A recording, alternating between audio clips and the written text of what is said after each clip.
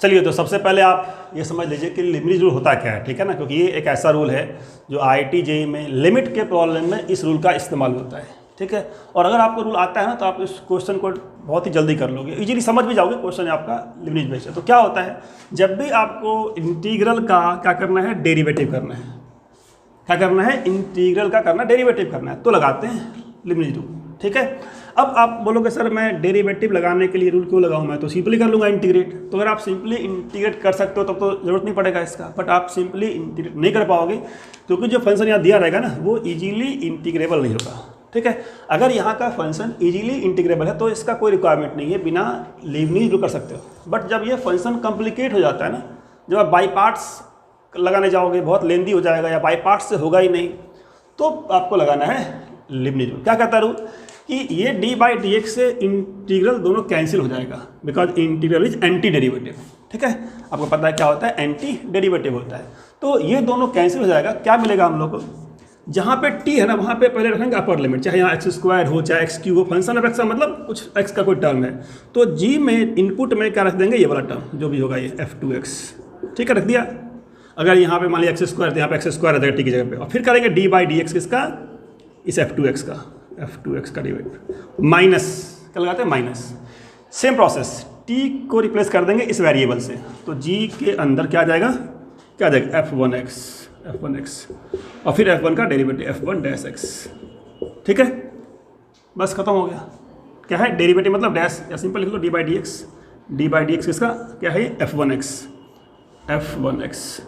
ठीक है। अब ये जो रूल है ना, इस रूल का एक एग्जांपल लेता हूँ मैं। मान लीजिए मैं कहता हूँ क्या, एक फंक्शन है आपका क्या, fx क्या है, इंटीग्रल में क्या है, t² -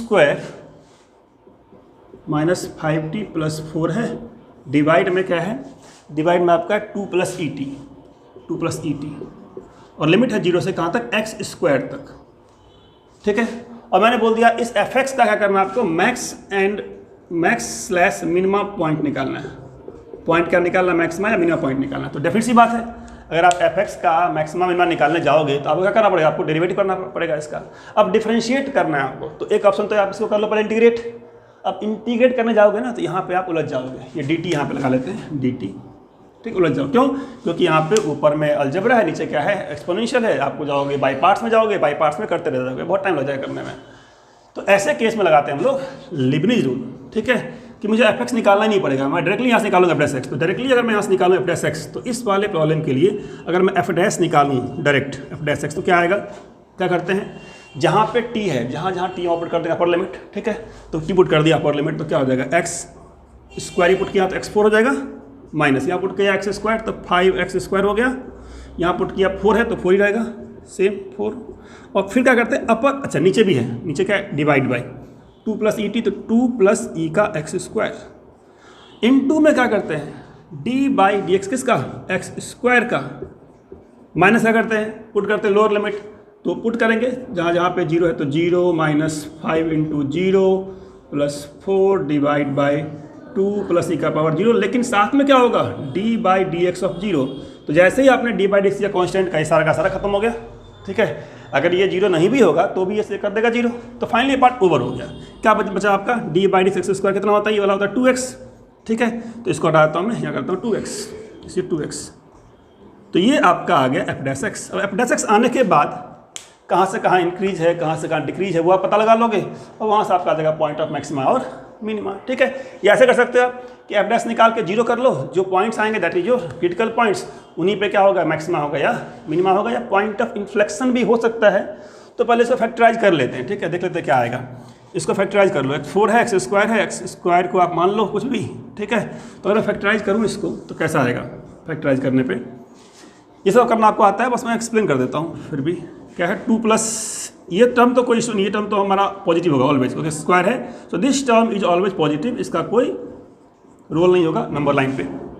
नंबर लाइन पे उसका ही रोल होता है जो टर्म प्लस माइनस हो सकता है। अब आप देखो ये टर्म हो सकता है प्लस माइनस, ये जब फैक्टराइज करेंगे ना तो x² मान लेता हूँ z, x² मान लेता हूँ z, तो क्या आएगा, z² - 5z + 4 ये लिखा था, और यहाँ लिखा था 2x। इसको फर्दर करेंगे फैक्टराइज, तो ये मुश्किल फैक्टराइज नहीं है, आसान सा है। इसको फर्दर फैक्टराइज करने पे क्या मिलेगा, z-4 और z-1, z-4 इंटू z-1, क्योंकि क्या था ये था z² माइनस 5z प्लस 4 था, z² माइनस 5z प्लस 4 था, तो इतना आ जाएगा। अब ये z-4 मतलब क्या, x² माइनस 4। अब x² माइनस 4 को फर्दर फैक्टराइज करने पे क्या मिलेगा आपको, f' क्या मिलेगा, x plus 2 into x minus 2। यहाँ से क्या मिलेगा, x plus 1 into x minus 1, वो आपका x 2 आगे कर लेते हैं, 2 कहीं पे आगे कर लिया 2, ठीक है। और डिवाइड में क्या है, डिवाइड में आपके पास है 2 प्लस, जो कि एक पॉजिटिव टर्म है, ठीक है। अब आपको देखना है कहाँ से कहाँ इंक्रीज, कहाँ से कहाँ डिक्रीज, और दिख रहा है आपको कि क्रिटिकल पॉइंट्स का क्या है, जहाँ जहाँ पे टर्म 0 होगा तो पॉइंट्स क्या है, 0 है, 1 है, यहाँ से आएगा -1, यहाँ से आएगा 2, यहाँ से आएगा -2, तो 5 पॉइंट्स दिख रहा है आपको, 1 2 3 4 5, इन्हीं पे मैक्सिमा और मिनिमा होगा। कहाँ पे मैक्सिमा होगा, कहाँ पे मिनिमा, अगर ये निकालना है ना मुझे, तो मुझे ड्रॉ करना पड़ेगा नंबर लाइन एक, ठीक है। ड्रॉ कर दिया, नंबर लाइन ड्रॉ कर दिया। अब चेक कर लेते हैं कि कहाँ पे मैक्सिमा, कहाँ पे मिनिमा। तो जो पॉइंट्स जहाँ जहाँ पे 0 उसको मार्क करते हैं पहले, तो -2 पे 0 होगा, -1 पे होगा, 0 पे होगा, 1 पे होगा और 2 होगा। अब आपको नंबर लाइन रूल समझना है क्या होता है, मतलब इस एक क्वेश्चन में आपका लिबनिज़ रूल आ गया, आपका डेरिवेटिव आ गया, आपका नंबर लाइन रूल आएगा। नंबर लाइन क्या कहता है कि जो जो यहाँ से जहाँ जहाँ पे 0 उसको पहले मार्क कर लिया, ठीक है, उसके बाद आपको लगाना है प्लस माइनस। तो 2 से राइट जाओगे ना, तो कोई भी नंबर पुट करेंगे यहाँ पे 2 से बड़ा तो पॉजिटिव ही आएगा, आप चेक कर लो। बाकी रूल क्या होता है, अगर सारे पावर्स ऑड हों, जो फैक्टर्स के सारे पावर्स ऑड हों, तो आँख बंद कर लो और आँख बंद करके plus minus plus minus plus minus लगा दो। अब इसका मतलब क्या हुआ कि यहाँ से यहाँ तक डिक्रीज किया और फिर इंक्रीज किया, तो मान लिया मैंने यहाँ से यहाँ डिक्रीज किया, यहाँ से यहाँ डिक्रीज किया, यहाँ से यहाँ इंक्रीज किया, ठीक है। तो यहाँ कर्व कर देते हैं, कर्व क्यों किया, क्योंकि डेरिवेटिव 0 हो रहा है, इसलिए कर्व कर देते हैं, ठीक है। तो ये पॉइंट क्या हो गया, पॉइंट ऑफ मिनिमा हो गया। तो अगर नेगेटिव से पॉजिटिव हो रहा है, मतलब डिक्रीज करके इंक्रीज, पॉइंट ऑफ मिनिमा हो गया। अब यहाँ से यहाँ क्या घट रहा है, तो घटा देते हैं, यहाँ से डिक्रीज कराते हैं, ठीक है। कर्व कर रहे हैं, कर्व क्यों किया, क्योंकि डेरिवेटिव यहाँ 0 हो रहा है, कर्व कर दिया। अब यहाँ से यहाँ डिक्रीज कर रहा है, मतलब पॉइंट ऑफ इंक्रीज किया पहले, फिर डिक्रीज किया, तो जब ऊपर चढ़ते हो फिर नीचे आते हो तो पॉइंट ऑफ मैक्सिमा होता है, तो पॉइंट ऑफ मैक्सिमा हो गया। तो मिनिमा मैक्सिमा पॉइंट ऑफ, फिर से मिनिमा आ जाएगा यहाँ पे, फिर इंक्रीज किया, फिर यहाँ से फिर डिक्रीज किया, फिर यहाँ से फिर इंक्रीज किया, ठीक है। तो point of maxima, point of minima मिल गया आपको। कहाँ का मिनिमा है, -2 पे और 0 पे, ठीक है, और 2 पे। तो 3 जगह मिनिमा है, -2 पे, 0 पे और 2 पे। और मैक्सिमा कहाँ पे है, -1 पे और 1 पे। तो ऐसे ऐसे सिंपल क्वेश्चंस भी कई बार जेईई मेन में मिल जाता है।